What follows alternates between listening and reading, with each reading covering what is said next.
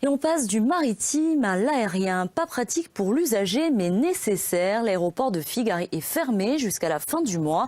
Vous le voyez aujourd'hui, plusieurs élus de la majorité territoriale et des élus de la micro-région se sont rendus sur place afin de constater l'avancée du chantier.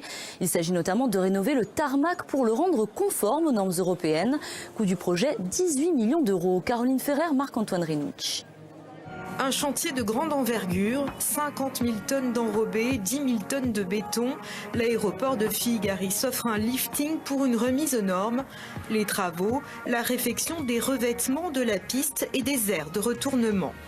C'est la piste qui a été élargie. Vous avez des aires pour les avions de stationnement.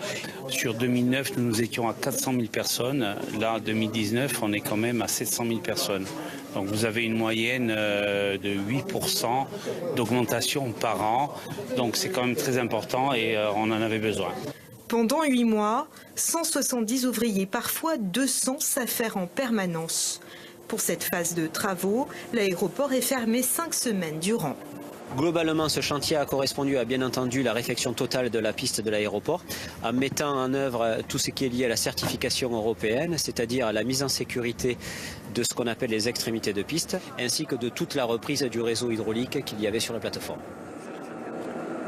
Coût des travaux, 18,5 millions d'euros, cofinancé via le plan exceptionnel d'investissement, la Chambre de commerce et d'industrie de la Corse du Sud et la collectivité de Corse qui prend à sa charge 8,5 millions d'euros. L'aéroport réouvrira ses portes le 25 mars.